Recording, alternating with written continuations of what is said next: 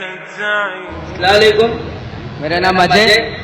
मेरा सवाल है, जन्नत में जाने के लिए इस्लाम कबूल करने का जरूरी है क्या?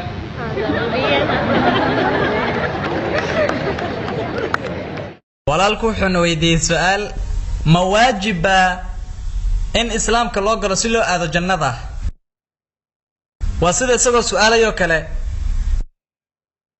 ma waajiba inaan helo calaamadda jayidkaa si aan imtixaanka ugu baaso. haddaad rabto inaad imtixaanka ku baasto ugu yaraan waa inaad heshaa darajada guusha. arrinta ku saabsan gelitaanka jannada, halbeegga lagu gelayo jannada waxaa lagu sheegay suuratul casri suuradda 103 aayadda 1 ilaa 3 waxay leedahay wal asr innal insana lafi khusr illa alladhina aamanu wa amilu salihati wa tawasaw bil haqqi wa tawasaw bis sabr. allah wuxuu ku dhaartay waqtiga casirka ah in dadku khasaaro ku sugan yahay marka laga reebo kuwa rumeeyay xaqa ee camalka fiican sameeya iskuna dardaarma xaqa iskuna dardaarma samirka. qof kastoo raba inuu galo jannada ugu yaraan afartaasi halbeeg waa in laga helaa. ugu yaraan kan koobaad inaad mu'min noqoto, iimaan inaad leedahay, inaad rumaydo allah inuu keli yahay, inaad rumaydo nabi maxamed sallallahu alayhi wasallam rususha ugu dambeeyay ilaa aakhirkay wixii la mid ah. tan labaad camalka wanaagsan. iimaanka waxaa la jira camalka wanaagsan, camalu saalihaat, righteous deeds, amal salih. midda saddexaad waa watawaasaw bilxaqi, dadkana xaqa ugu yeera. tan afaraad oo ah dadkana ugu yeera sabirka. qof kastoo raba inuu galo jannada ugu yaraan waa in laga helaa afartaasi halbeeg. haddii allah rabo inuu qof u dembi dhaafo, dembi kasta waa uu dhaafi karaa, balse shirkiga allah ma dhaafo weligiiba. allah wuxuu ku leeyahay suuratu nisaa suuradda 4 aayadda 48 iyo suuratu nisaa suuradda 4 aayadda 116 allah ma dhaafo in lala wadaajiyo, wuxuuse ka dhaafaa wixii waxaa ka soo haray ciduu doono. ruuxii la wadaajiyo allah wuxuu been abuurtay dembi weyn. shirkigu waa dembiga ugu weyn. haddaad shirki samaydo ma jiri suurtagal sheegaya inaad janno gelayso weligaa. dembiyada kale haddii uu allah doono waa uu ku dhaafi karaa, balse si aad u hubsato gelitaankaaga jannada ugu yaraan waa in laga helaa afartaasi halbeeg: rumayn, camal wanaagsan, xaq oo la isku dardaarmo iyo sabirka oo la isku dardaarmo. भाई साहब मैं आपसे पूछना चाहता हूँ, ma doonaysaa inaad jannada gasho? क्या आपको जन्नत में जाने का है? हाँ, जाने का आपको? मैं इसके लिए बोल रहा हूँ, मेरे दिल से बोल रहा हूँ, मैं कलमा पढ़ के दो। माशाअल्लाह, तो जन्नत जाना है।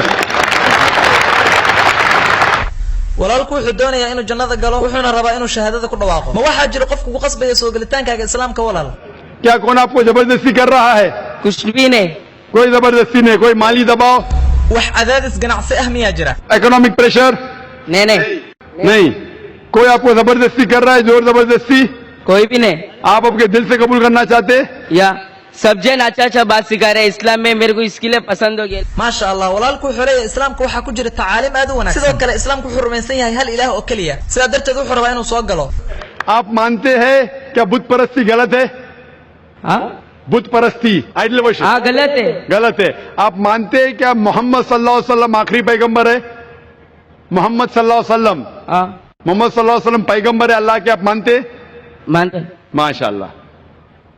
तो मैं इंशाल्लाह मैं कलमा पढ़ाऊंगा हाँ और आप उसको दोहराए हाँ, और इंशाल्लाह मैं दुआ करूंगा अल्लाह आपको जन्नत में डाले। Yes, thank you.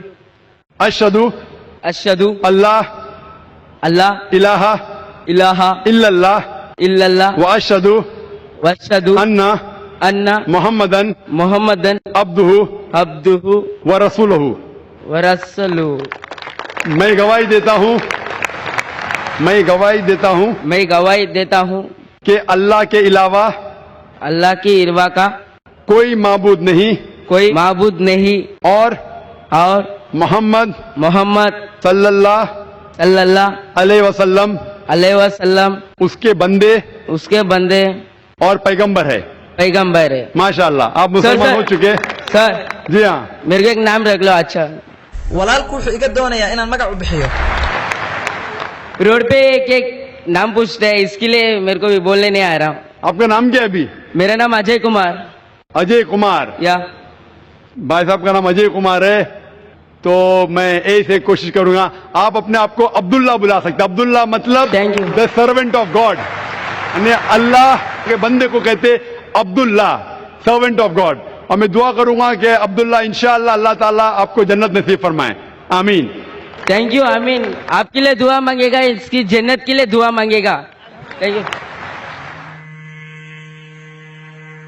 maxaa ka qurux badan qof soo islaamay hanuunay oo dowga islaamka qaaday doonistiisana daa'inkeen u dhiibay doqonnimada diin la'aanta diiday akhriyay qur'aanka iimaanna yeeshay ilaahay aqoonsaday oo aan ibliisna raacin islaamkan qaaliga ah quruxda iyo wanaagga leh qaayaha iyo sharafta badan wallee qoomkii laga hoojiyey ayaan qiimo lahaynoo dhammaantood baqa saaray ilaahow daa'im baa tahay dunidan adigaa iska leh dadkan adigaa abuuray ilaahow dowga toosan ilaahow dowga toosan ilaahow dariiqii rasuulka ilaahow dariiqii rasuulka sallallahu calayhi wasallam dhammaanteen nagu wada dil aamiin مطلب فلربما